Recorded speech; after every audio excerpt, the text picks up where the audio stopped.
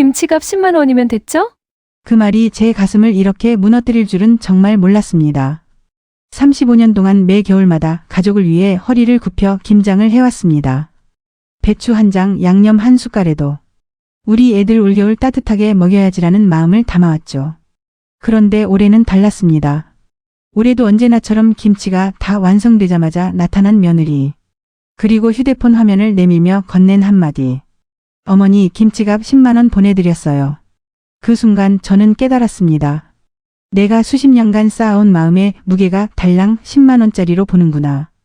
그래서 저는 결국 김치를 엎는 대신 관계를 엎었습니다. 지금부터 황금밥과 함께 그 뜨겁고도 서늘한 겨울 이야기를 시작합니다. 구독과 좋아요는 더 좋은 이야기로 보답하는 힘이 됩니다. 저는 최영자예요. 올해 62이고 인천의 낡은 아파트에서 혼자 살아요. 남편이 세상을 떠난 지 벌써 5년이 지났지만 아직도 가끔 현관문이 열리는 소리에 고개를 돌리곤 해요. 오늘 이 이야기를 시작하는 이유는 제 평생을 바쳐온 김장이 어느 순간 거래의 대상이 되어버렸기 때문이에요. 35년 동안 단 한 번도 거르지 않았던 김장이 올해를 마지막으로 완전히 다른 의미를 갖게 됐어요. 매년 11월이 되면 제 냉장고 옆 자석에는 빼곡한 메모지가 붙어요. 배추 80포기, 무 40개, 고춧가루 8kg, 새우젓 2kg, 멸치액젓 1리터, 생강 1근, 마늘 2근. 숫자들을 보고 있으면 허리가 먼저 반응해요. 쑤시고 저려오죠. 하지만 손은 이미 계산기를 두드리고 있어요. 재료비가 얼마나 들지, 언제 주문해야 신선한 배추를 받을 수 있을지 머릿속으로 계획을 세워요. 결혼하고 첫 시댁 김장 때가 생각나요. 시어머니 옆에서 배추 한 포기 한 포기를 다듬으며 손이 얼어붙었던 날이요. 그때 시어머니가 말씀하셨어요. 김치는 정성이라고 대충하면 맛으로 바로 드러난다고요. 그 말을 가슴에 새기고 35년을 살아왔어요. 아이들이 어렸을 때는 김장이 곧 겨울나기였어요. 냉장고를 가득 채운 김치통을 볼 때마다 안도했죠. 우리 가족은 이 겨울을 무사히 날 거라고요. 딸 지연이는 매년 김장날만 되면 연차를 내요. 회사 일이 아무리 바빠도 그날만큼은 꼭 와요. 새벽부터 저녁까지 저와 함께 배추를 씻고 소금에 절이고 양념을 버무려요. 지연이의 손도 이제 제 손처럼 빨갛게 부어올라요. 그 모습을 보면 미안하면서도 고마워요. 하지만 아들 준호와 며느리 소연은 달라요. 매년 똑같은 말만 반복해요. 회사 일이 바쁘다고 아이 학원 스케줄 때문에 시간을 낼 수 없다고요. 처음엔 이해하려고 했어요. 젊은 사람들은 다들 바쁘니까요. 하지만 어느 순간부터 깨달았어요. 바쁜 게 아니라 귀찮은 거라는 걸요. 김장은 언제나 저와 지연이의 몫이었어요. 그리고 김장이 끝나면 그제야 준호 내외가 나타났죠. 깨끗한 옷을 입고 빈손으로요. 김장이 끝나고 나면 며느리 소연이는 언제나 같은 시간에 나타났어요. 오후 4시쯤이었어요. 저와 지연이가 마지막 김치통 뚜껑을 닫고 주방 바닥을 걸레질하고 허리를 펴기도 전에 현관 비밀번호 소리가 들렸죠. 삑삑삑삑. 그 소리만 들어도 딸의 얼굴이 굳어지는 게 보였어요. 며느리는 늘 잘 차려입고 왔어요. 올해도 마찬가지였죠.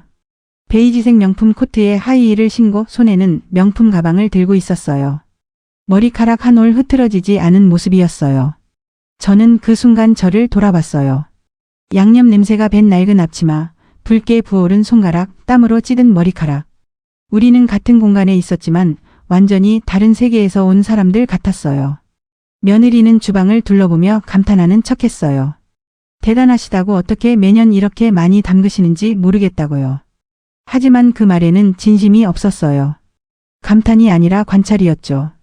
얼마나 많은 김치통이 있는지, 어느 것이 제일 큰지 눈으로 재고 있는 게 느껴졌어요. 실제로 며느리는 단 한 번도 배추 한 장을 다듬어 본 적이 없었어요. 김장 날짜를 알려줘도 항상 바쁘다는 핑계였죠. 하지만 김장이 끝나면 제일 먼저 달려와서 제일 큰 김치통을 골랐어요. 작년에는 김치통을 고르면서 이런 말을 했어요. 시어머니가 담근 김치라고 하면 친정 식구들이 다들 부러워한다고요. 그 말을 들으며 저는 복잡한 기분이었어요. 기쁜 듯 하면서도 허전했죠. 제 김치가 며느리의 자랑거리가 되고 소연이 친정의 식탁을 채우는 건 좋았어요. 하지만 정작 그 김치를 만드는 과정에는 단 한 번도 함께하지 않았다는 게 마음에 걸렸어요. 딸 지연이는 매년 같은 말을 했어요. 엄마가 너무 착하게 산다고 이래서는 안 된다고요. 며느리가 와서 김치통을 가져갈 때마다 지연이의 눈빛이 차가워졌어요. 한 번은 지연이가 소연이에게 직접 물었어요. 내년에는 김장 같이 할 수 있냐고요. 며느리는 난처한 표정을 지으며 대답했어요. 아이 학원 스케줄이 빡빡해서 힘들 것 같다고요. 하지만 그날 며느리의 소셜미디어에는 친구들과 브런치 카페에서 찍은 사진이 올라왔어요. 딸이 그 사진을 보고 한숨을 쉬던 모습이 지금도 기억나요. 저는 매번 스스로를 달랬어요. 가족이니까 괜찮다고, 며느리도 나름 바쁠 거라고요. 아들 준호가 행복하면 되는 거라고 생각했어요. 하지만 속마음 깊은 곳에서는 서운함이 쌓여갔어요. 김장한 하루는 정말 힘들거든요. 새벽부터 저녁까지 쉬지 않고 움직여야 해요. 무거운 배추를 나르고 소금물에 절이고 양념을 버무리는 동안 허리는 끊어질 것 같고 손가락은 얼얼해져요. 그 고생을 함께한 사람만이 김치의 진짜 가치를 알 수 있어요. 며느리는 그 가치를 몰랐어요. 김치가 그냥 저절로 생기는 줄 알았죠. 어머니가 해주시는 거니까 당연한 거라고 생각했어요. 고마움도 없었고 미안함도 없었어요. 그저 자기 몫을 챙기러 오는 것 뿐이었어요. 저는 그 모습을 보며 참았어요. 가족의 평화를 위해서요. 하지만 사람이 참는데도 한계가 있다는 걸 그때는 몰랐어요. 올해 김장날도 어김없이 저와 딸 지연이만의 작업이었어요. 새벽 6시부터 시작했죠. 트럭으로 배달된 배추 80포기를 베란다로 날랐어요. 한 포기가 3kg쯤 되니까 몇 번을 오가며 나르는 동안 숨이 차올랐어요. 예전엔 이 정도는 아무것도 아니었는데 나이가 들면서 몸이 예전 같지 않다는 걸 실감했어요. 배추를 다듬는 일부터가 고역이었어요. 겉잎을 떼어내고 뿌리를 자르고 반으로 가르고 소금물에 담그는 과정이 몇 시간이나 걸렸어요. 지연이는 묵묵히 제 옆에서 함께 움직였어요. 말은 없었지만 서로의 호흡을 알고 있었죠. 점심도 제대로 먹지 못했어요. 라면 하나씩 후루룩 먹고 다시 일을 시작했어요. 오후가 되자 본격적으로 양념을 만들기 시작했어요. 고춧가루에 멸치액젓을 붓고 새우젓을 다지고 마늘과 생강을 갈아 넣었어요. 양파와 물을 채 썰고 미나리와 갓을 다듬었어요.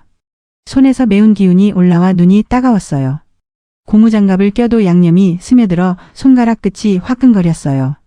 허리를 굽혔다 폈다 하는 동작을 몇백 번 반복했는지 몰라요. 어느새 허리는 쇠기둥처럼 굳어버렸죠.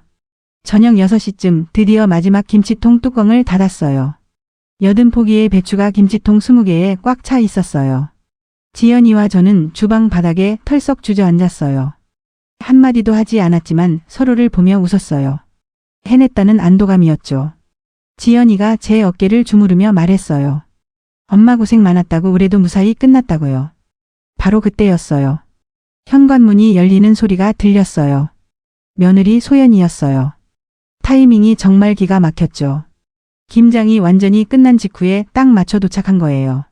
며느리는 밝게 웃으며 주방으로 들어왔어요. 깨끗한 흰색 니트에 청바지를 입고 있었어요. 양념 냄새 하나 묻지 않은 옷차림이었죠. 며느리는 김치통들을 빠르게 흘어봤어요.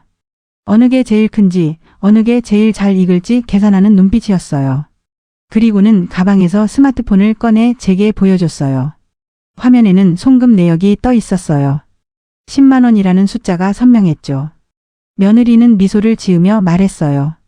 김장같이 무나서 죄송하다고 김치값으로 10만 원 보냈다고요. 수고비라고 생각하라는 말도 덧붙였어요. 그 순간 주방에 공기가 얼어붙는 것 같았어요. 딸의 얼굴이 굳어지는 게 보였어요. 저는 손을 내려다봤어요. 빨갛게 부어오르고 양념이 파고들어 따가운 손이었어요. 10만 원이요? 배추값만 해도 40만 원이 넘게 들었는데요. 고춧가루, 젓갈, 각종 재료비를 합치면 80만 원은 좋게 들어갔어요. 하루 종일 쏟은 노동의 가치는 또 얼마일까요? 저와 지연이의 시간과 땀과 고통이 송금 문자 한 줄로 정리되는 순간이었어요. 제 손이 미세하게 떨렸어요. 하지만 며느리는 아무것도 눈치채지 못했어요. 오히려 자신이 얼마나 배려심 깊은 며느리인지 자랑하는 표정이었죠. 10만 원을 보냈으니 당당하게 김치를 가져갈 자격이 생겼다고 생각하는 것 같았어요. 며느리는 제일 큰 김치통 2개를 골라 현관으로 옮기기 시작했어요. 저는 아무 말도 하지 못했어요. 목구멍까지 말이 차올랐지만 삼켜버렸죠. 딸이 제 손을 꽉 잡았어요. 떨리고 있었어요. 엄마를 위해 참는 거였죠. 그날 밤 잠을 이룰 수가 없었어요. 침대에 누워 천장을 바라보며 계속 생각했어요. 10만 원이라는 숫자가 머릿속에서 맴돌았죠. 제 김치가 이제는 돈으로 계산되는 거래의 대상이 되어버린 거예요. 35년 동안 정성껏 담근 김치가 며느리에게는 그저 10만 원짜리 상품이었던 거죠.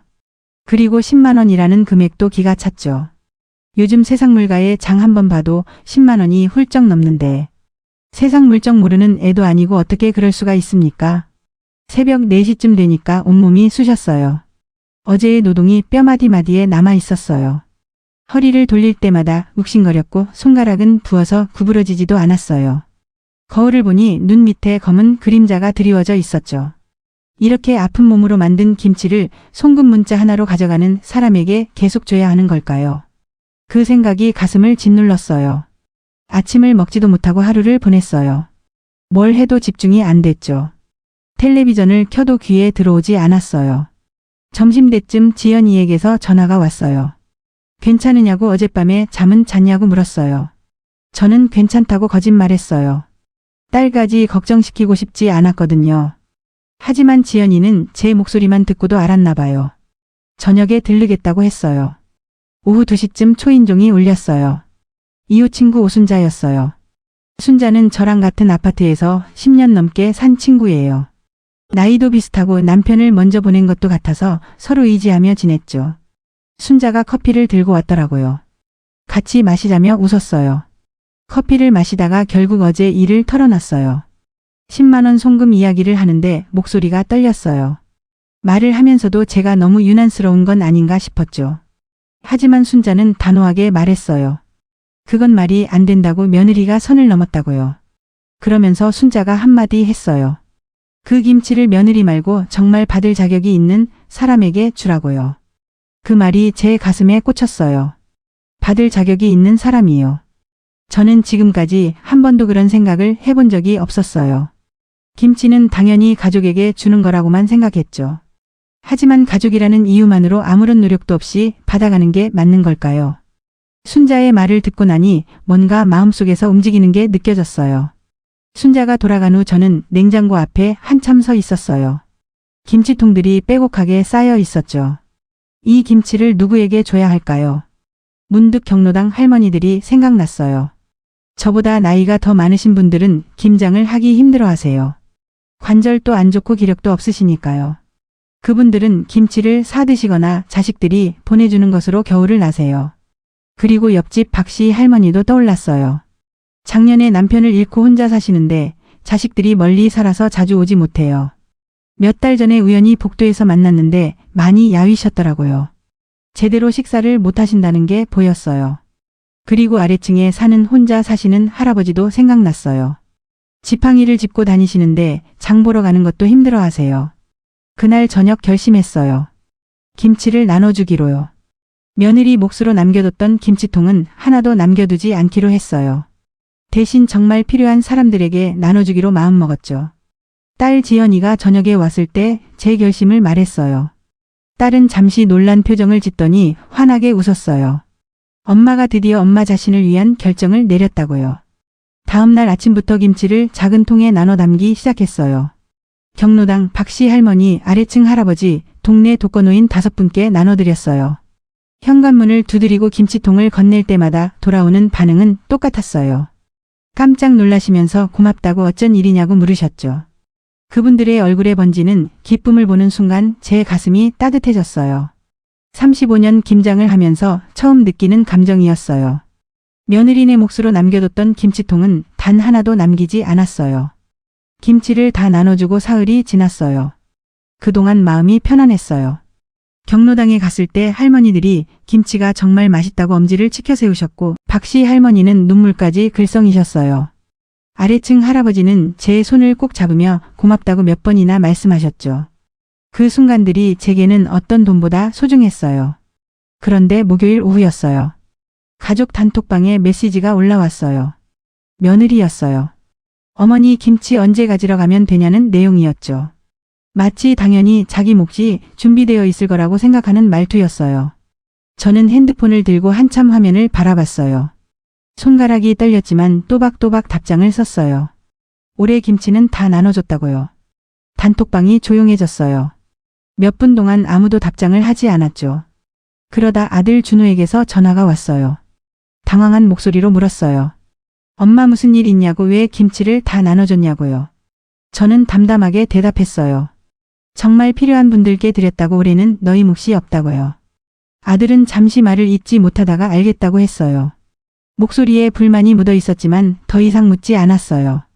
그날 저녁 딸에게서 전화가 왔어요. 목소리가 떨리고 있었어요.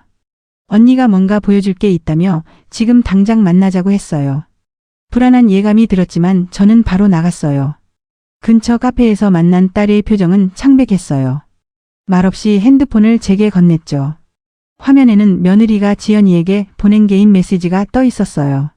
처음 몇 줄을 읽는데 심장이 철렁 내려앉았어요.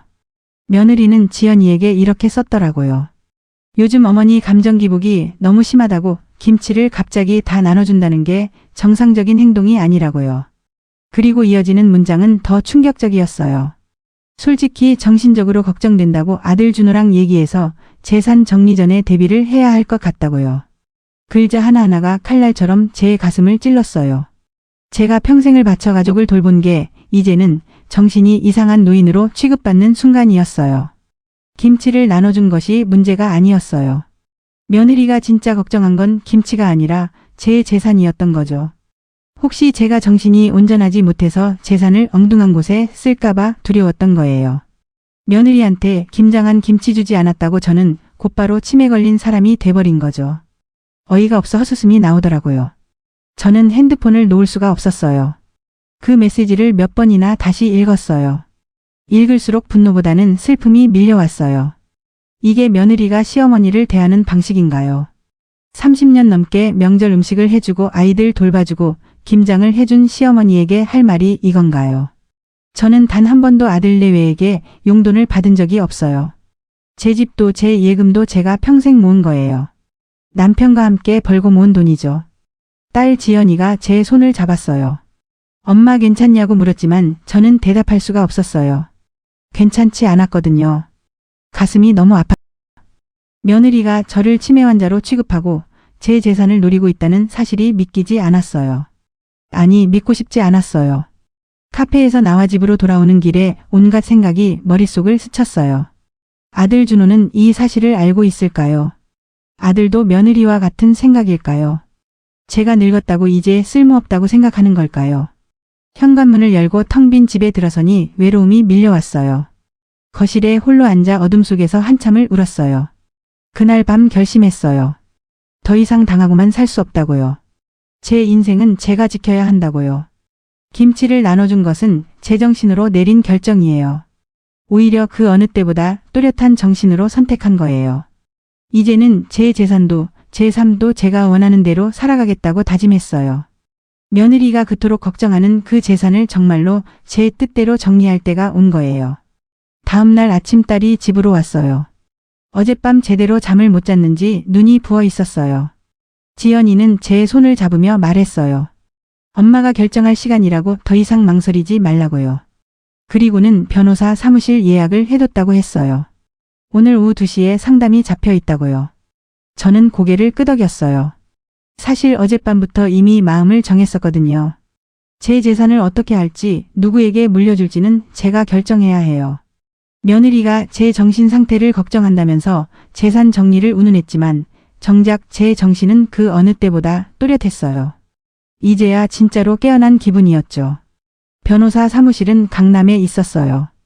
깔끔한 사무실에 들어서니 젊은 여자 변호사가 반갑게 맞아줬어요. 지연이가 미리 상황을 설명해뒀는지 변호사는 이미 대략적인 사정을 알고 있었어요.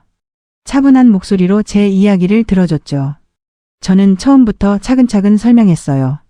35년간 해온 김장 이야기, 며느리의 10만 원 송금, 그리고 제 정신 상태를 의심하며 재산을 걱정하는 메시지까지요. 말을 하는 동안 목이 메었지만 끝까지 또박또박 전했어요. 변호사는 고개를 끄덕이며 메모를 했어요. 이야기를 다 듣고 난 변호사는 말했어요.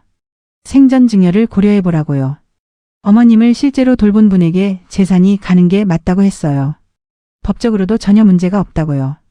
오히려 나중에 상속 분쟁을 예방할 수 있는 현명한 방법이라고 설명했어요. 증여세 문제도 설명해줬는데 일정 금액까지는 공제가 되니 크게 걱정할 필요가 없다고 했어요. 저는 그 자리에서 결심했어요.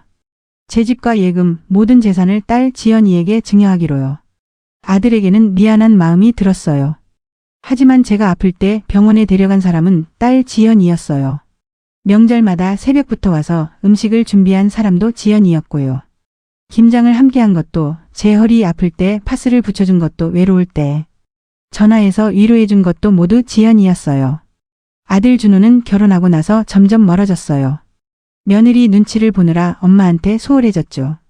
명절에도 형식적으로 잠깐 들렀다가 가고 전화도 한 달에 한두 번이 전부였어요. 아들이라는 이유만으로 더 많은 재산을 받아야 한다는 생각은 이제 옛날 이야기예요. 실제로 부모를 돌본 사람이 받는 게 맞아요. 변호사는 증여 서류를 준비해 주겠다고 했어요. 일주일 정도 걸릴 거라고 했죠. 그때까지 한 번 더 생각해 보라고 조언했지만 저는 이미 확신했어요. 더 이상 생각할 필요가 없었어요. 사무실을 나오는 길에 딸 지연이가 울먹였어요. 엄마가 이런 결정을 내리게 해서 미안하다고, 오빠한테 미안하다고 했어요. 저는 딸의 어깨를 토닥이며 말했어요. 미안할 거 하나도 없다고, 이건 엄마가 엄마를 위해 내린 결정이라고요. 인생에서 처음으로 나를 먼저 생각한 선택이라고 했어요. 집으로 돌아오는 택시 안에서 창밖을 바라봤어요. 거리를 걷는 사람들이 보였어요. 모두 자기 인생을 살아가고 있었죠. 저도 이제 제 인생을 살 거예요. 누군가의 엄마, 누군가의 시어머니가 아니라 최영자로 살 거예요. 그날 밤 혼자 소주 한 잔을 따랐어요. 남편이 살아있었다면 뭐라고 했을까요? 아마 제 손을 잡아줬을 것 같아요. 잘했다고, 당신이 옳다고 말해줬을 거예요. 소주잔을 들고 남편의 사진을 바라보며 속으로 말했어요. 여보, 나 이제 나를 지킬 거예요. 우리가 평생 모은 재산을 정말 소중히 여길 사람에게 줄 거예요. 인장함을 꺼내 도장을 꺼냈어요. 이 도장으로 평생 얼마나 많은 서류에 날인했을까요? 아이들 학교 서류, 대출 서류, 각종 동의서들. 하지만 이번만큼은 달랐어요. 이번에는 온전히 저를 위한 도장이었어요. 증여 서류가 완성되기까지 일주일이 걸렸어요. 그 일주일 동안 아들 준호에게서 몇 번 전화가 왔어요. 며느리가 김치 이야기를 계속한다고, 엄마가 요즘 이상하다고 했대요. 뭔가 이상한 낌새를 차린 것인지 아들은 한편으로는 소연이도 심한 부분이 있었다며 저를 달랬죠. 나름 노력하는 모습이 보이더군요. 하지만 저는 담담하게 대답했어요. 엄마는 정상이고 곧 할 이야기가 있으니 주말에 집으로 오라고요. 준호의 목소리에는 불안함이 묻어 있었어요. 토요일 오후 2시에 아들 네 부부가 왔어요. 며느리는 여느 때와 다르게 화장을 진하게 하고 왔더라고요. 긴장한 얼굴이었어요. 준호도 평소보다 표정이 굳어 있었죠. 둘은 거실 소파에 나란히 앉았고 저는 그들 맞은편에 앉았어요. 딸은 제 옆에 서 있었어요. 저는 준비해둔 서류 봉투를 테이블 위에 놓았어요. 그리고 천천히 입을 열었어요. 오늘 보여줄 게 있다고, 앞으로 우리 관계가 어떻게 될지 결정하는 서류라고 말했어요. 아들이 긴장한 표정으로 물었어요. 무슨 서류냐고요?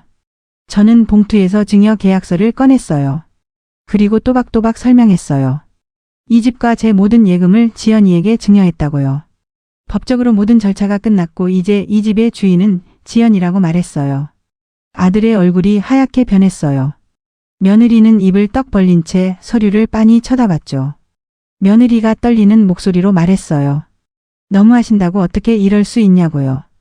준호도 당황해하며 물었어요. 왜 갑자기 이런 결정을 했냐고요. 저는 차분하게 대답했어요. 갑자기가 아니라고, 오랜 시간 생각한 끝에 내린 결정이라고요. 그리고 저는 며느리를 똑바로 바라보며 말했어요. 10만 원 송금으로 제 마음을 계산한 건 너희들이었다고요. 35년 김장의 가치를 하루 종일 쏟은 노동을 80만 원이 넘는 재료비를 10만 원으로 정리한 순간 모든 게 끝났다고 했어요. 그 순간 김치의 주인이 바뀐 게 아니라 제 인생의 주인도 바뀐 거라고 말했어요. 며느리는 변명하려고 했어요. 그건 정말 감사의 표시였다고 오해라고 했어요. 하지만 저는 손을 저으며 말을 끊었어요. 더 이상 들을 필요가 없다고요. 그리고 딸 지연이가 보여줬던 메시지 이야기를 꺼냈어요. 제 정신 상태를 의심하고 재산 정리 전에 대비해야 한다고 한 그 메시지 말이에요. 며느리의 얼굴이 새하얗게 질렸어요. 어떻게 그걸 아냐며 지연이를 쏘아봤죠. 저는 냉정하게 말했어요. 어떻게 알았는지는 중요하지 않다고, 중요한 건 며느리가 시어머니를 그렇게 생각했다는 사실이라고요. 제 김치는 받고 싶어 하면서 제 정신은 의심하고 제 재산은 노렸다고 했어요. 준호가 당황해하며 말했어요. 엄마 왜라고. 소연이가 그런 뜻이 아니었을 거라고요. 하지만 저는 고개를 저었어요. 오해가 아니라고 글자 하나하나 또렷하게 적혀 있었다고 말했어요. 그리고 아들 준호에게도 말했어요. 아들로서 엄마를 돌보지 않았다고, 명절에도 형식적으로 들렀다가 가고 김장도 거들지 않았다고요. 거실에 침묵이 흘렀어요. 준호는 고개를 숙였고 소연이는 입술을 깨물고 있었어요. 저는 마지막으로 말했어요. 이제 김장도 재산도 너희 몫은 없다고요. 대신 지연이가 모든 것을 받을 거라고 했어요. 이게 제 최종 결정이고 바뀌지 않을 거라고 단호하게 말했어요. 아들네 부부는 아무 말도 못하고 집을 나갔어요. 현관문이 닫히는 소리가 무겁게 울렸죠. 지연이가 제 어깨를 감싸 안았어요. 저는 처음으로 홀가분한 기분이 들었어요. 그해 겨울부터 제 인생이 달라졌어요. 요가 학원에 등록했어요. 매주 화요일과 목요일 아침에는 요가 매트를 들고 나갔죠. 처음에는 몸이 뻣뻣해서 동작도 제대로 못 따라갔어요. 하지만 몇 주 지나니까 허리 통증이 줄어들고 몸이 가벼워졌어요. 여행 동호회에도 가입했어요. 비슷한 나이의 사람들이 모여 한 달에 한 번씩 국내 여행을 다녔어요. 제주도도 가고 강원도 설악산도 갔어요. 평생 가족 뒷바라지만 하다가 처음으로 제 시간을 가진 거예요. 이제 주말 아침이면 배추를 다듬는 대신 요가 매트를 펼쳐요. 김장 준비 대신 여행 가방을 꾸려요. 요즘 세상에 꼭 김장하지 않아도 사먹는 김치도 맛만 좋더라고요. 뭐든지 내 손으로 해야 한다는 고집스러운 생각도 버렸어요. 그리고 깨달았어요. 제가 엎어버린 건 김치가 아니었어요. 나를 무시하고 당연하게 여기고 이용만 하려던 관계들이었다는 걸요. 이제 저는 최영자로 살아가요. 누군가의 그늘이 아니라 제 인생의 주인공으로요.